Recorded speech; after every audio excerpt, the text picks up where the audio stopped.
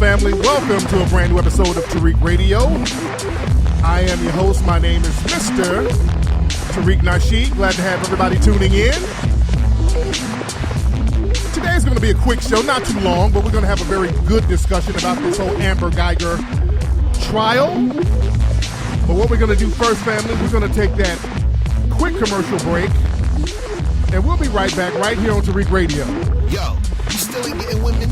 Really? Come on, son. You need to go to badboymembership.com and step up your game. What's up, y'all? It's your boy, Mr. Locario, the bad boy of the dating game, and I'm telling you that if you really want to attract beautiful women, you need to go to badboymembership.com. This is where you get 45 through 90-minute step-by-step dating advice tutorials every month. Just sign up, follow the advice, and you'll get the woman you want. Go to badboymembership.com. That's badboymembership.com. What's good? It's the melanated god, your man Jared D. Finest. And right now, I want you to check out my brand new street album, The Black Code 2. It features my brand new single, Match My Vibe. Baby, I don't have a specific type. I'm just particular about the things I like. So far from shallow, wanna easy on my eyes. And most importantly, she gotta match my vibe. Visit www.jareddfinest.com and cop The Black Code 2. It's Black Empowerment Warrior Class music. For real. If you like super-powered black ninjas, and if you like comic books, check out the new comic book that's featured on Kickstarter called Sankara. Now, this is from the creator of Void Beast, Mr. Matthew Jones, and this character is very interesting. Sankara, the character, is taken to a new land where he's taught to live by their ways, but everything is not what he seems. If you want to know more about this story, go to Kickstarter and support Sankara. Also, follow Matthew on Instagram at Akachi Jones. That's AKACHIJONES. Check out a brand new book called The Anatomy of a Corporate Lynching. This is by a brother named Charles Ford. And in this book, he takes us behind the scenes of his public copyright lawsuit against his employer, Con Edison. This book, he doesn't change any names to protect what he calls the guilty. He talks about how he stood his ground legally against theft and racial discrimination. So check out his book right now, The Anatomy of a Corporate Lynching. It's available worldwide on Amazon, paperback, and on Kindle right now. And find him at author Charles Ford on Instagram.com. Check out BlackStarSurvival.com. That is a black-owned website, which is America's go-to website for outdoor urban survival and tactical products. They have everything you need, be it ammunition, body armor, firearm accessories, parts to custom build your AR, or to upgrade your Glock, survival gear, self-defense items, military surplus, camping needs, anything you need to survive in case of an emergency, and if you just want to be prepared. So again, go to BlackStarSurvival.com. Listen up, family. On Code Clothing is officially the uniform of this black empowerment movement.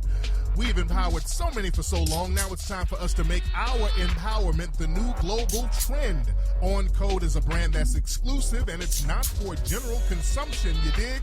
You got to be codified to even appreciate this thing of ours. So get fly with OnCodeClothing.com. And don't forget to use the coupon code HC5 at the checkout to save an additional 10% when you purchase 2 or more items. The discount is limited, so take advantage while it lasts. Go to OnCodeClothing.com. The year is 2079. The futuristic nation of New Albion has been created to maintain a new racial apartheid system. There is a planned genocide that is going to target the nation's black population. A small group of black revolution. Or do they succeed? Find out the answer by reading the book Avoid the Machines, the new novel by author Scotty Vasco. Avoid the Machines. Now available on Amazon and BarnesandNoble.com. You are now tuning into the legendary Tariq Nasheed. I gave a little blood on that bridge in Selma. On Tariq Radio. I said, whoever threw that paper, your mom's a hoe. What's going on, family? We're back. Welcome back to Tariq Radio. I am your gracious host. I am Mr. Tariq Nasheed. Glad to have everybody tuning in, family. Today won't be too long of a show, but we have to get down and speak about what went down on the Amber Guyger trial.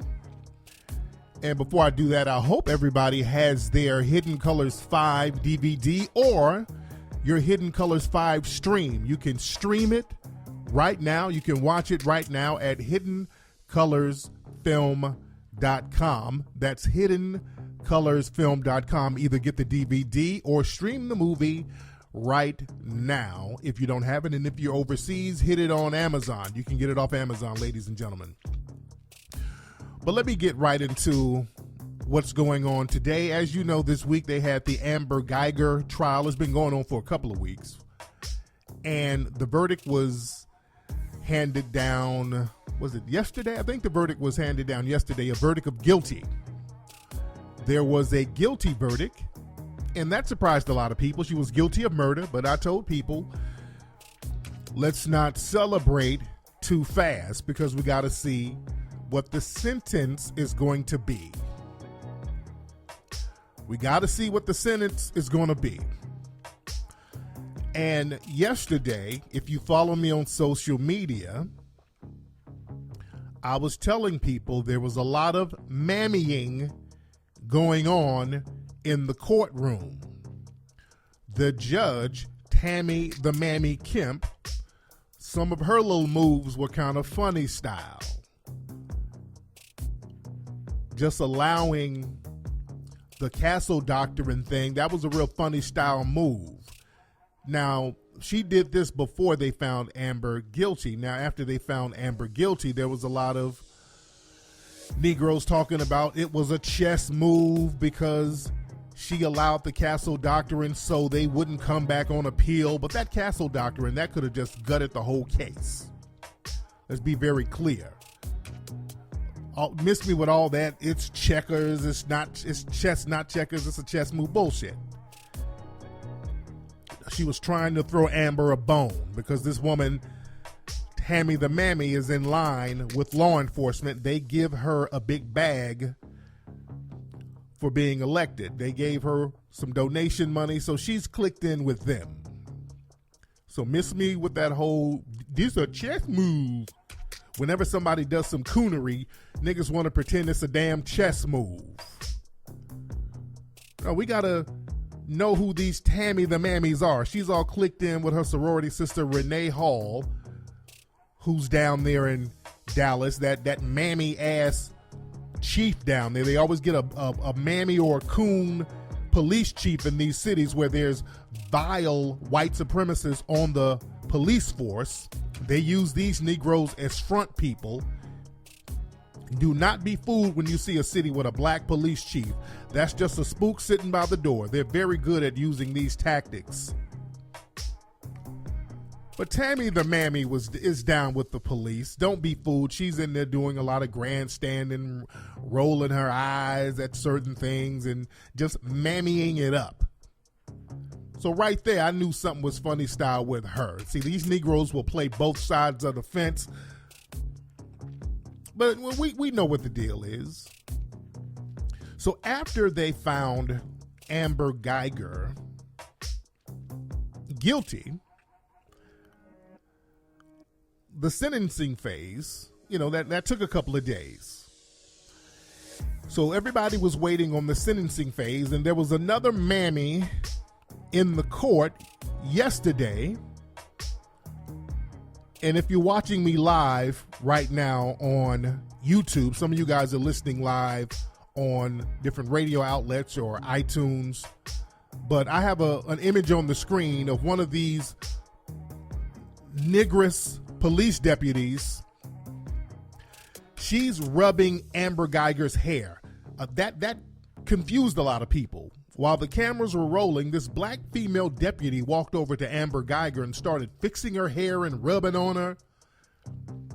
And people were confused. And I told people yesterday, I said this was deliberate. I said the white supremacists, they are orchestrating this. They sent her to go do that on camera. They sent that Negro deputy. They told her, they instructed her to go do that. I've been looking for that deputy's name too. Somebody in the chat room said, what's her name? Trust me, I've been looking for her name. We need to know who this mammy is right here. With no edges, with her scalp pulled back. Who's she? We need to know who these Negroes are among us with all this mammying. And I'm like, this is orchestrated. And I want you notice the white man sitting right there. If you're looking at this picture, that's this woman's supervisor. Because I've seen video of him kind of instructing her to do this and do that. So that's her supervisor. So she's doing this right in front of her white male supervisor. She was instructed to walk over and start fixing Amber Guyger's hair. This is after she was convicted of murder. And this was a dog whistle. The dog whistle was, we got to be lenient on her because these images were going to get back to the jury. Understand, the jury, they watch social media. Stuff gets back to them. Stuff gets back to them. So they're trying to send these messages with their Sambos and their mammies. She's in there primping and panting on this woman. And the jury was deliberating. The prosecutors pulled up some of Amber Guyger's old text messages. They pulled up some of her social media, which we've been circulating around. We've been circulating Amber Guyger's social media for a while. We've been telling y'all how much of a goddamn white supremacist she is. And basically, they confirmed everything. They pulled up some of her old racist ass posts online.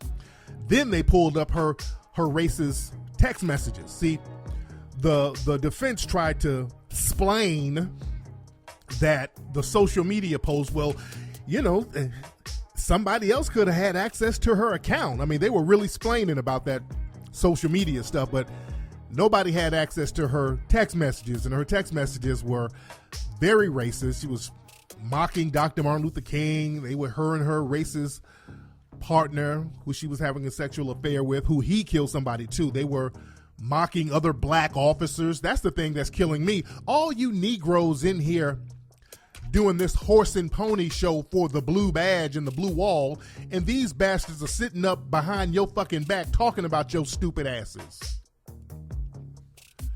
These people, Amber Guyger is sitting up talking, her and her dude are talking about how black cops ain't shit, and y'all sitting up here caping for this fool. So I'm like, boy, they really, these Negroes are really, really putting in some work here. So the sentencing phase, well, not the sentencing, yeah, the actual punishment phase, you know, that was taking a couple of days. So they exposed that she's a confirmed white supremacist. So the defense today, they had to find some Negroes to be her character witness. And because Amber Guyger is a hardcore white supremacist, most white supremacists don't really have any black friends. So what did they do? They got a crackhead, literally a crackhead that Amber, quote unquote, met at a drug raid. They raided a crack. You can't make this stuff up. You can't make this up. LaWanda Clark. This was the crackhead's name. They went and found a crackhead that she arrested and gave a citation to. I think she arrested her, but I know she gave her a citation.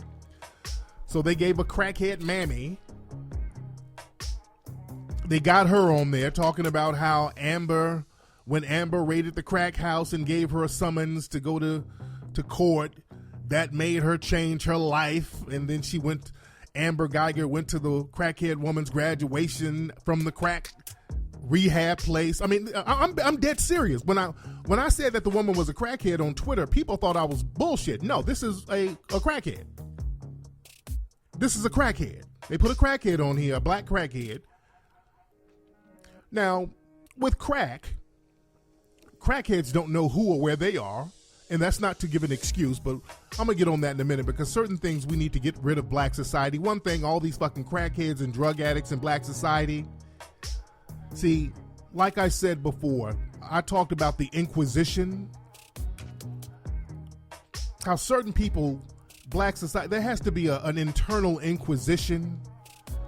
We gotta purge a lot of bullshit out of black society.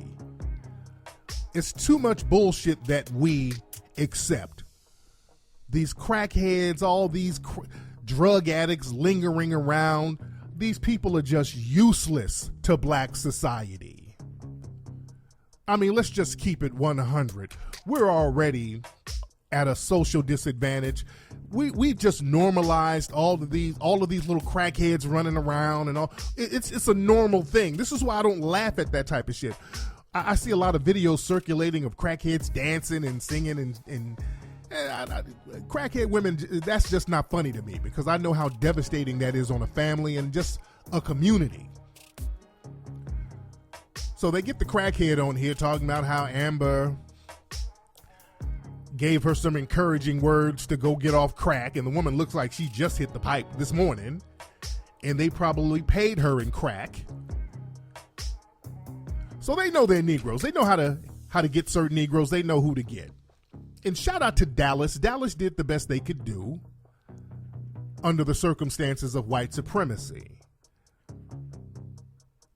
And then they got another Negress on the stand, I don't even know if she was a real friend of Amber Guyger, but this was a woman who was another cop, another black female who was a cop, and she was a Kenyan immigrant. So she's up there caping for her.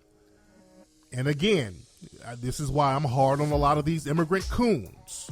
See, it's bad enough dealing with domestic coons, but when we have to deal with immigrant coons like that, because see, the crackhead is on crack. I get it. They'll do anything for crack. But this damn Negress cop knows better.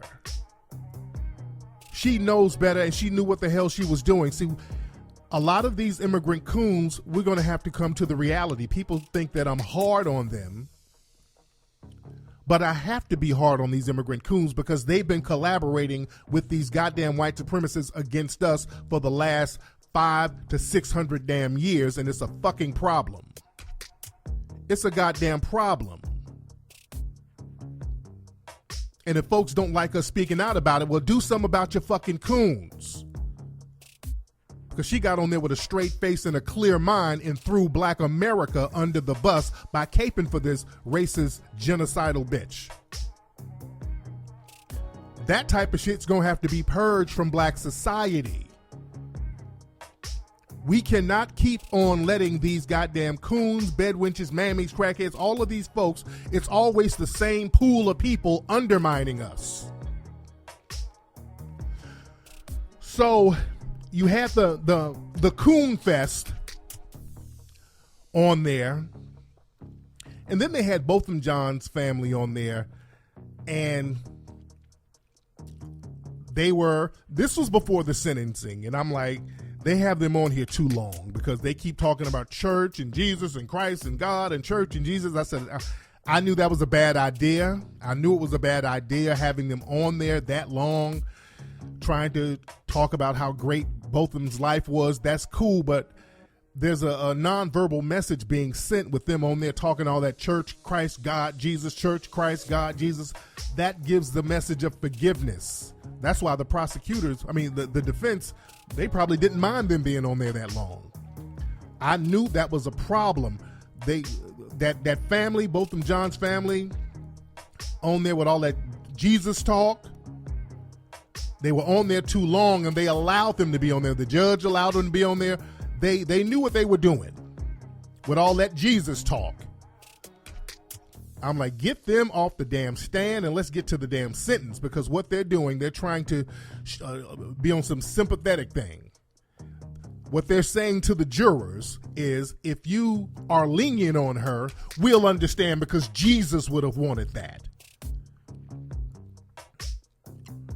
So when the sentence came down a couple of hours ago, they gave this woman only 10 years. The jury went back, and remember, the jury, it's 7 non-black and 5 black folks. I think, I know it's 5 black people. I don't know if these black people were ADOS or not. I don't know. I know it was, the rest of them were white, Asian, and Hispanic, which means white. Don't let nobody fool you. I've seen a couple of coons. Well, it was mostly a minority jury. No, it wasn't. It wasn't no damn minority jury. You had 7 people on there, white aligned. I want black folks to get this in their heads. I've heard several Negroes sitting up here talking about there were a bunch of people of color on there. It was a bunch of people of, ain't no people of color. Y'all better understand, these people ain't people of color with you. You think if you holler people of color, these people have some type of camaraderie with you. None of these people have a camaraderie with you, black folks. This trial is a lesson. See, we need to look at the lesson in this thing. We need to look at the lessons in this. Somebody said 5 black, 4 Mexican, 1 Asian, 2 white. Okay, that means 7 white people. Do y'all understand that? I really want y'all, if you're black, understand what we're telling you. If there are 4 Mexican people, 1 Asian, and 2 white people, that means 7 fucking white people. Do you understand that? That's 7 white people. No, they're Mexican ain't white, nigga. As you see, they are. They're team white supremacy. The Asians are team white supremacy. Get that through your goddamn heads, Negroes. It's 7 white people on there. Y'all holding out for some damn people of color camaraderie that doesn't exist, fool. Get that through your goddamn heads. So now they came out and said 10 years for Amber Guyger. And I've said before, when a white supremacist, especially in law enforcement, when they kill a black person, they don't get no more than 10 years. That's kind of a common law, unspoken rule. If they get convicted, they never get more than 10 years. I would like you to find a case anywhere where a white cop has gotten more than 10 years for killing a black person. I would like for y'all to look up a case. So Amber got those weak ass 10 years. She'll be able to do half of that. And not only that, she'll be eligible for parole in a couple of years. So that woman might just do 2 or 3 years in jail, if that, because understand, another judge can come along and just overturn that if they feel like it, if they find some kind of loophole with all these forgiven Negroes. So that woman could be out in a couple of years. And the problem is too much mammyism. Let's go back to the judge. Now, this is after the sentence. The judge was up there crying, the judge up here hugging her. When the hell have you seen a judge hug a convicted murderer? Can y'all show me any type of case where a judge went and hugged and consoled a cold-blooded ass convicted murderer? She's up here hugging this woman, Tammy the Mammy. It was Mammy Fest up here today. Tammy the Mammy was up here trying to secure her butter biscuits, giving the wink and the nod to the police association that she's still on the team. This woman ain't shit.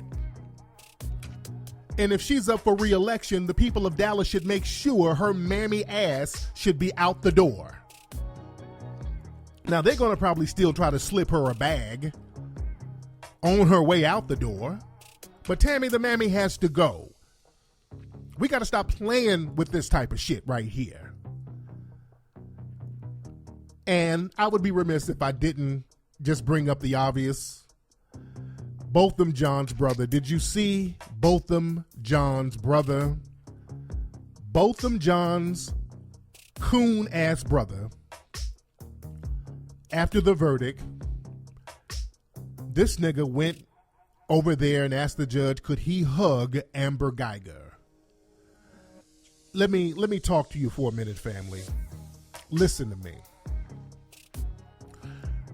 And let's be 100 about this. Botham Jean's family is a family full of coons. The Botham Jean family, his family is a family full of goddamn coons. This is disrespectful coonery. Now, these are immigrants too, by the way. Now, we have our coons. Domestic coons are one thing, but these foreign coons take it to a whole different level. The foreign coons take it to a whole different level. Your brother was murdered in cold blood by this woman, and you up here hugging her, thinking of butter biscuits and white pussy. Look at this nigga's face. That's what he's thinking about. Oh my goodness, I gets the hugs up on a white woman. She smells so good. The mayonnaise smell is so good. This nigga looks like he's in the sunken place. Now, some people will say, well, oh, Tariq, you shouldn't disrespect Botham Jean's family. They lost a relative. They grieve.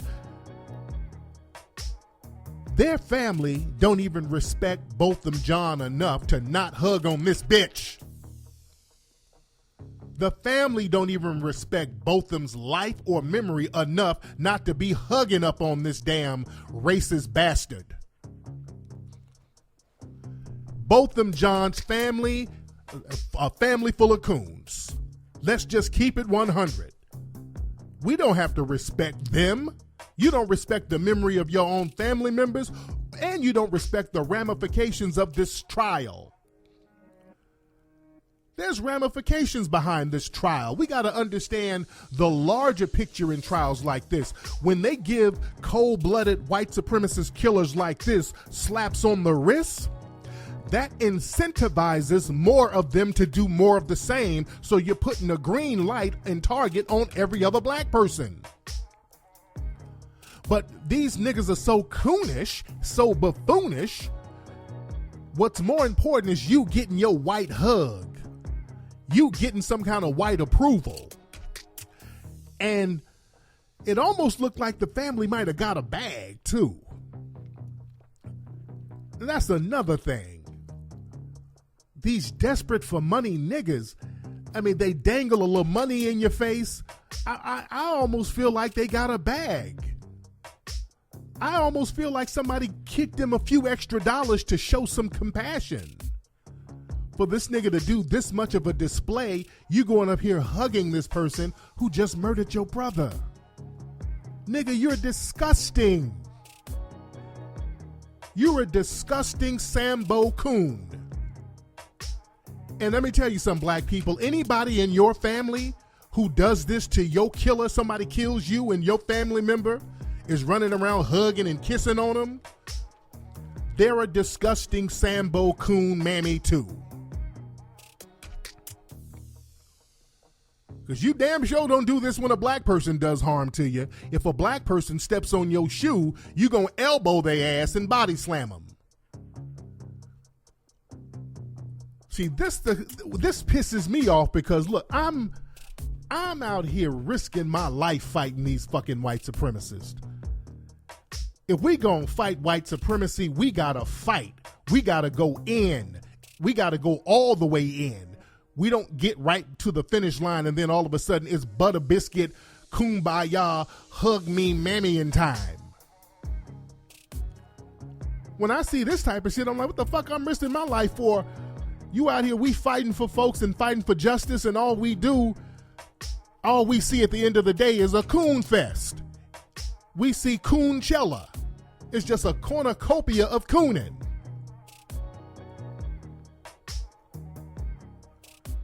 This is damn ridiculous. Family, let's be real. There's a lot of people who are addicted to white supremacy. And again, a lot of these people from other places, especially, because they really put extras on it. And again, it's the same crowd. Notice it's the same folks we see doing little dumb shit to undermine black society. It's the same pool of people. Number one, the boule crowd, which is that judge.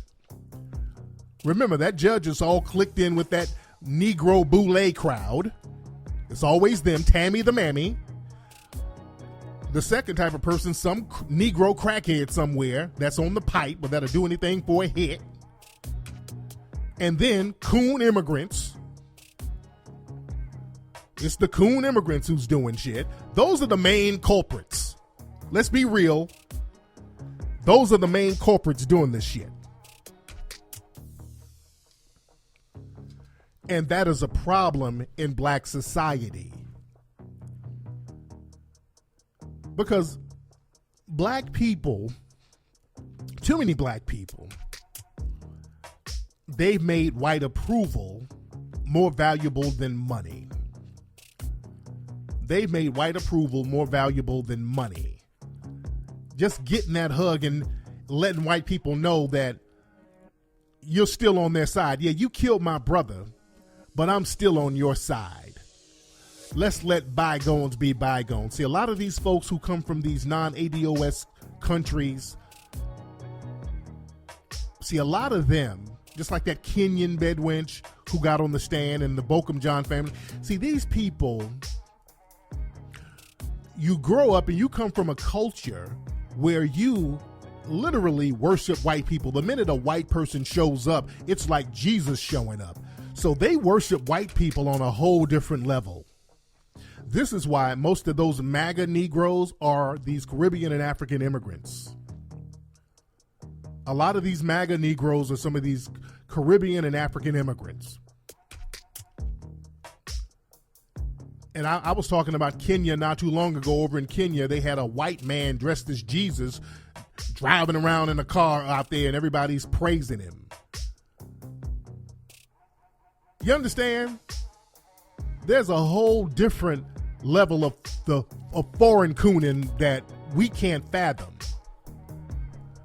That's why we can never get any kind of real Pan-Africanism going, because of the blatant coonery, the white worship. They want white people to hug on.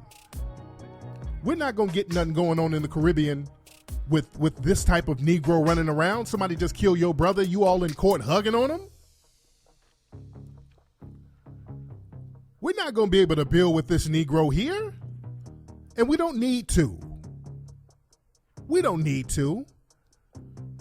See, this is why on the grassroots level, we need to stick to what we're doing, focusing on foundational Black American issues, focusing on foundational Black American codes of conduct. Because the white supremacists, they know how to pick and choose certain Negroes to put them in certain positions. Understand, these judges, people like that, they've been screened. They screened these Negroes and they've already secured a bag with them, so they're already on the take. They screen them in their sororities, their fraternities, the Boule, the Links, all of those people, they've already been screened.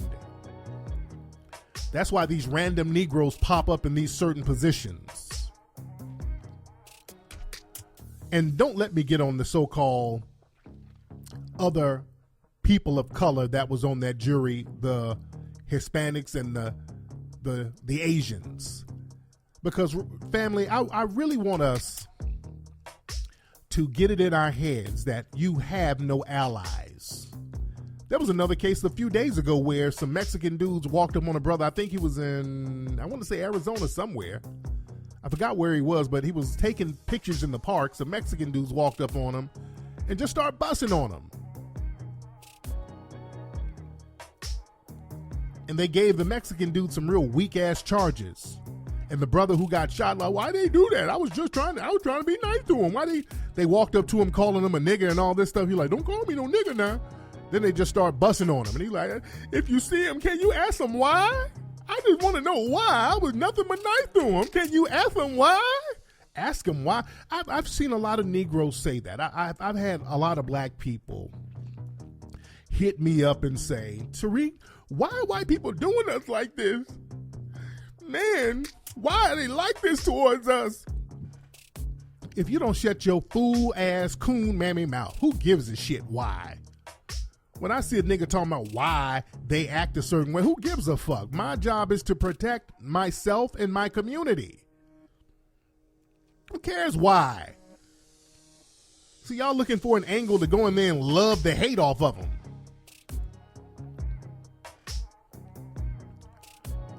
You in there trying to find an angle to love the hate. You just gonna show them all your Negro love. You bowing and scraping and praying and forgiving. Let me say something. A lot of these Negroes, and see, a lot of stuff we're just gonna have to stop in black society. A lot of this overly Jesus praise that y'all niggas don't believe, I really wish y'all stop that. Y'all ain't fooling nobody, you ain't conning nobody. All of that fake fucking Jesus talk and I was a good Christian, nigga, you a scared Sambo coon. When Negroes, the minute somebody white does something to you, all of a sudden you become the biggest damn Bible thumper. Now, when somebody black does something to you, you're like, fuck that nigga ain't shit, fuck that nigga, I killed that nigga, fuck that nigga. All of a sudden, when white folks do something to you, where the Lord, the scripture says that, you know, you love your enemy, I spill blood in Selma. Now you talking like a Selma Sambo. But let's stop with the whole fake Bible thumping Christian thing when the white supremacist gets on your ass. See, you use that as a cloak to hide your cowardice. And we cannot defeat systematic white supremacy with niggas up here hugging and rubbing on these goddamn genocidal white supremacist killers. This woman and her partner both killed black people, and they sit up bragging about doing things to black people and harming black people, and y'all sitting up here hugging and forgiving. Because you scared. And like our sister Dr. Welsing says, look, we need to first, before we do anything as black folks, admit what the problem is. If you are scared, admit you're scared. See, we come up with all of these mechanisms to hide. We try to hide shit. And y'all niggas who overtly thump that Bible, you're hiding the fact that you're scared as shit of these white supremacists. And what you're scared of losing access to white people. Especially these immigrant coons, because they come from countries where the white supremacists dominate them indirectly. See, they can dominate you from Britain and from some of these white countries. So it's basically all black faces you see all day. And you think the source of your misery is another black person. So when a white person shows up, usually they got a couple of nigga trinkets for you. So you associate white people with tangibles, gifts, trinkets, goodies. So white people come in playing the Jesus role. So they've been looking at white people as Jesus all their damn lives. So when they come over here, they're in heaven because there's so many good white people over here. And just because a white person done killed your brother, done shot your mama, well, it's okay. I forgive you because white people are Jesus to you. Your Jesus is white people. And deep down, you think you deserve that a white person should kill your ass. Deep down, you think that you deserve it. Let's be very clear.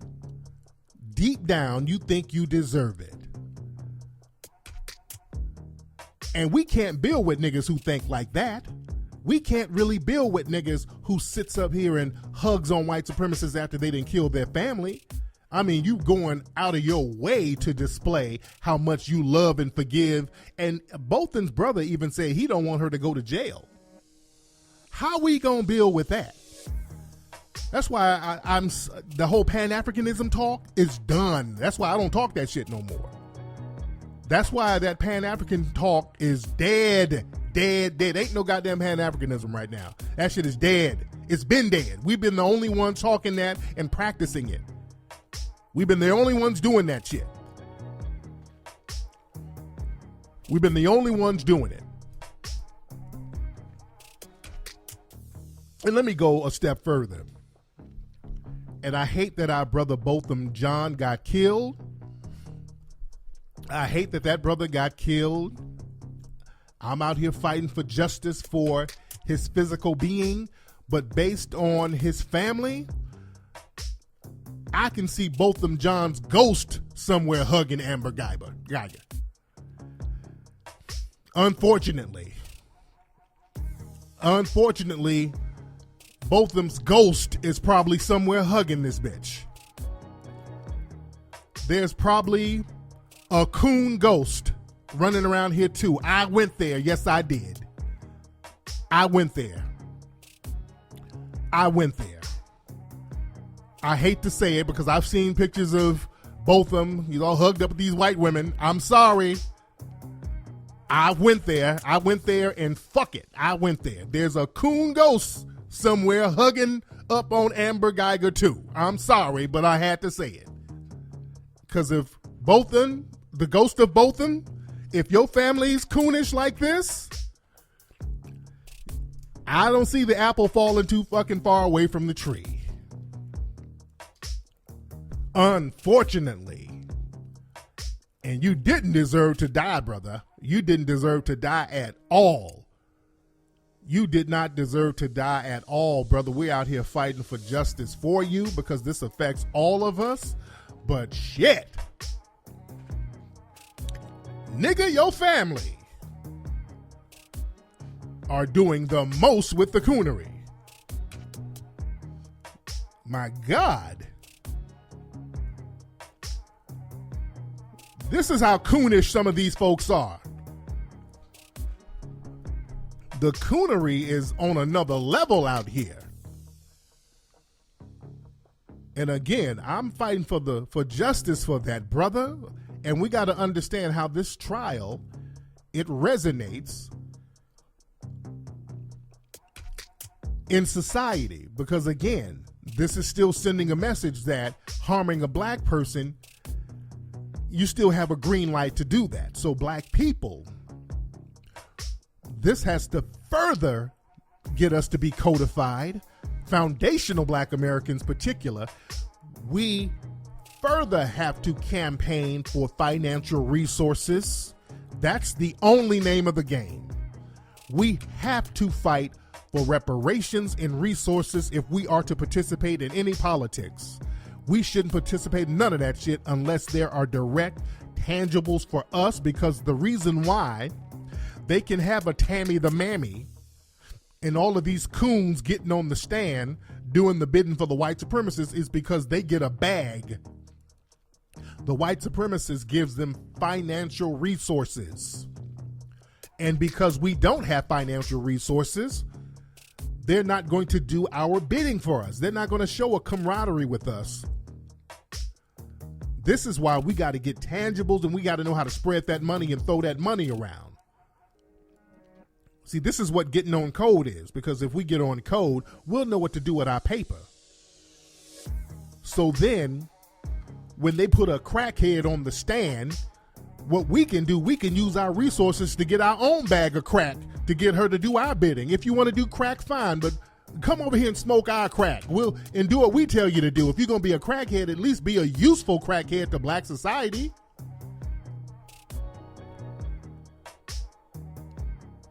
That's how we got to do. If you want to smoke crack, we could have had a D-boy throw her a sack to get on the stand and say Amber ain't shit. You understand? We better get on code for real, for real. And the code is all about empowerment. We have to look at how this stuff is going to resonate to black society. Because there's white people out right now, they're mad that she got them 10 years. There's a Facebook page, Justice for Amber Guyger. It's a bunch of white supremacists. They're upset that she got the 10. What's a lot of folks in here right now? Shout out to everybody in here. All the new people in here, y'all need to follow me on Instagram. My Instagram is @TariqElite. Almost 7,000 people in here right now. Everybody, as a matter of fact, while you're here, hit that thumb, hit the like button, ladies and gentlemen. Hit that like button for a player. And then hit the subscribe button. You dig? But the mammyisms, all of the mammyism that we saw in this trial, this is one of the reasons why they were so lenient. When we go into a situation like this, black folks, we got this thing where black folks, you get in a room full of white people, then all of a sudden you become chicken shit, you become scared. You start having a plantation mentality. Stop being afraid when you get into a room full of white people. You better learn how to take over the room. You better go in here and learn how to stand up for yourself and stand up for your damn community. And all you niggas out here, if you that much of a self-hating coon, just tap out. But again, with this Amber Guyger thing, the way Negroes in there hugging on her, this judge is shameful for hugging up on this woman like this. That's sending a message that she shouldn't go to jail, period. I would be surprised if she actually went to jail. To be honest, I know she's not doing no goddamn 10 years. She's not doing 10 years. And the way these niggas are in here samboing and mammying, man, this thing could be overturned in a couple of damn months. The way these niggas are acting, man.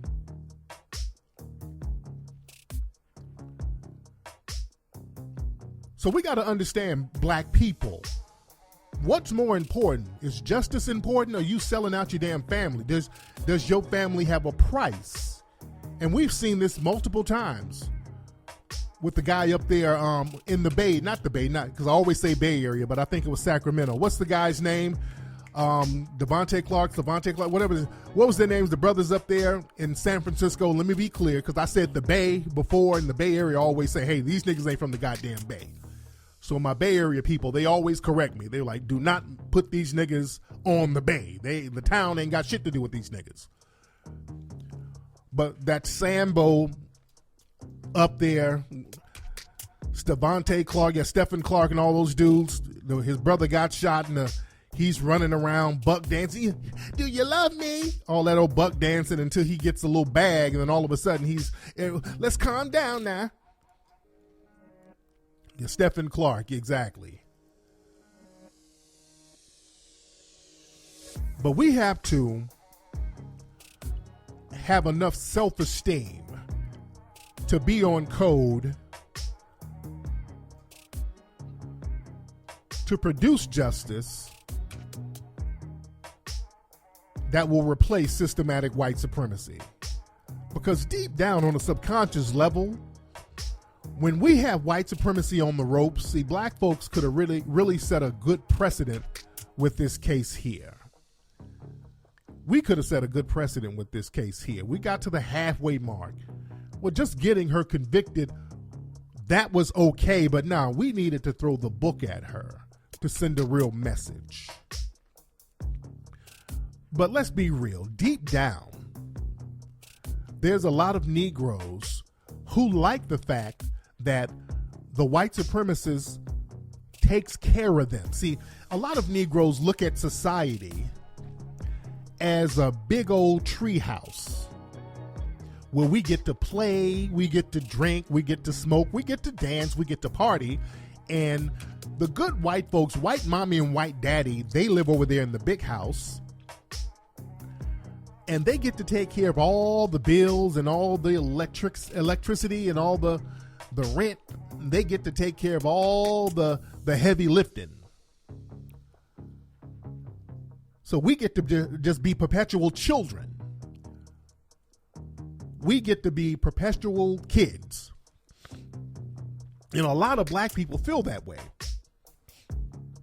A lot of black people, when you're about to dismantle certain sectors of white supremacy,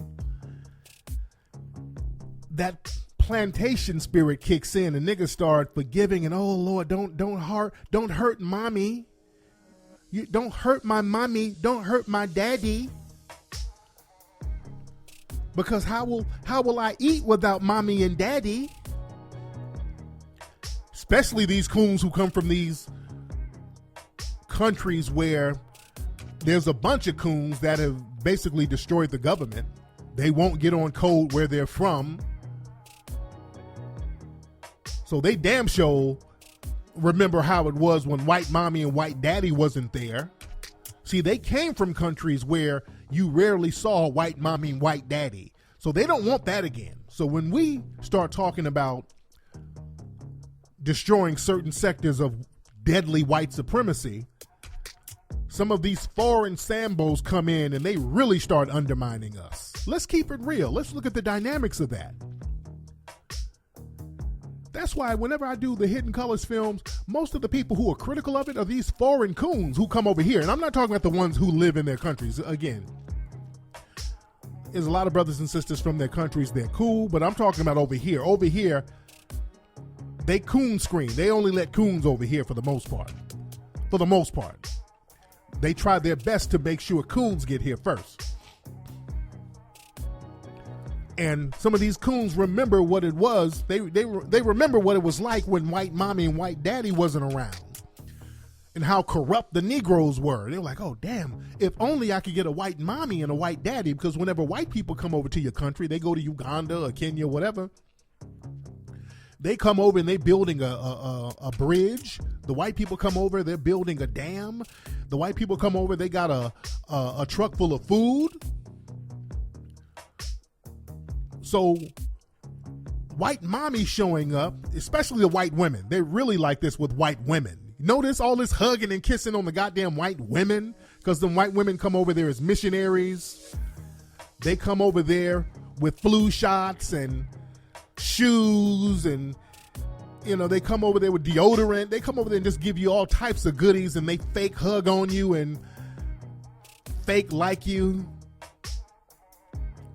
So you look at the white woman as just being God incarnate. And these Negroes, they sit up here and want to get with a white woman so damn bad. They come over here and get around these white women. Remember, when they come over here, they don't use negative words for white women. I've never heard any of those immigrant coons come over here and use negative words for white women. Now, black women are all types of Akata bitches and Akata this and Akata that. They got all types of negative words for sisters and black folks, but no, not for Snow Bunny Becky. They don't have no negative words for them over here. I've yet to hear them use any negative pejorative words towards them. You dig? You look at the picture on the screen. Look at this nigga's face. This nigga's transported out of his body. He's in heaven hugging up on this killer. This woman who just killed his brother. And he's sitting up here. He's in Negro coon heaven. You understand? Negroes have to learn the hard way. Negroes from all these different backgrounds. And speaking of that, Stacey Dash. Stacey damn Dash. Stacey Dash, she was in a domestic situation with her white zaddy, her alleged alt-right husband. Many people think he's connected to the alt-right. He's a lawyer, by the way. This suspected white supremacist husband of hers, they got into it. Her stepchildren, his children, his white children, basically jumped on her dumb ass. She called the police and then they arrested her. How's that bedwenching working out for you, Stacey Dash? And remember, Stacey Dash, her background, she's Bayesian, black, and Mexican. You understand? These people will put themselves in harm's way because of their own internal issues, and they'll put black people in harm. The white supremacists will try to prop these Negroes up to be the spokespersons, and Stacey, after her usefulness has been gone, I mean, they've thrown her to the curb. She can't even afford a lawyer. Do y'all know that? She's down there living in Florida, can't rub two nickels together. Zaddy ain't giving a shit. His white stepkids are calling her all types of names, jumping on her, and she has no money. She has to get a public defender for a lawyer. She can't even afford a lawyer. See, this is how cooning works. There's no severance package for cooning. There's no severance package for mammyism and Samboism. There's no retirement plan for being a goddamn coon. You can't pass down your coonery. See, we got to stop doing the same shit over and over again that doesn't work. Cooning doesn't work. All this stuff that we saw in the courtroom, this doesn't work. Getting your individual butter biscuit, which ain't even much. Niggas ain't even getting much. You're not even getting much out of it. But just the satisfaction, and you got to hug up on God. And that's what these Negroes think. They think these white supremacists are God. And you better get that shit out of your brain if we are to replace the system of white supremacy with justice. Because like I said earlier, anytime we start talking about targeting white supremacy and replacing it with justice, when I do my movies Hidden Colors, it's these immigrant coons and Sambos who are the main ones talking down on it. The bed wenches, they're the main ones talking down on it because they understand all of us getting on code, doing what I'm doing, which is unapologetically going after these white supremacists and trying to replace their system with the system of justice. Well, damn it, he's attacking our God. If you see anybody who don't like me, usually it's a coon, domestic and foreign, or a bed wench, or a bed buck. You dig? These are the ones who usually attack me for doing the Hidden Colors films because that's a direct hit against white supremacy. And they don't want that. They don't want us talking about black empowerment. Leave Zaddy alone. See, these Negroes have become pets of white supremacy.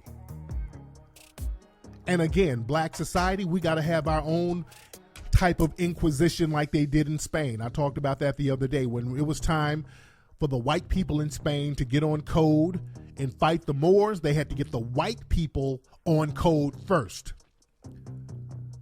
That's why they had an Inquisition. The Inquisition was simply to get all the white people on code. Don't you fuck with the Moors, you better be a Christian, meaning white. If you're not a Christian and we catch you, we gonna torture you. That was them forcing them to get on code. That's how serious they were because they understood they needed to be on code for survival. They needed to be on code for survival. And in black society, we got too many people who are going out of their way to undermine us. The Negro LBGT crowd, they try to undermine us. The Boule crowd, like this Mammy Judge, Tammy the Mammy. The foreign coon crowd, they're trying to undermine us. The bedwench crowd, they try to undermine us, see? And see, we need to understand where all of this undermining is coming from. We have to understand that, and we have to dismantle that while we're in the process of dismantling systematic white supremacy, family. You understand? This is why foundational black Americans, we got to stay on code, and it's really up to us. Ain't nobody else going to dismantle white supremacy. The only people who's going to dismantle white supremacy are anti-racist sexual foundational black Americans. I'm going to say that again. Anti-racism sexual foundational black Americans. We're the only ones who's going to do this thing. We're the only ones who's going to do this. Notice the description. I'm going to describe that one more time. Anti-racism sexual, meaning black folks who are not promoting an agenda that's going to sexually undermine black people, like that Boule crowd. Like the Boule crowd. That Boule crowd, they get paid off by the LBGT lobbyists to push a lot of things that undermine black society. Let's be very clear.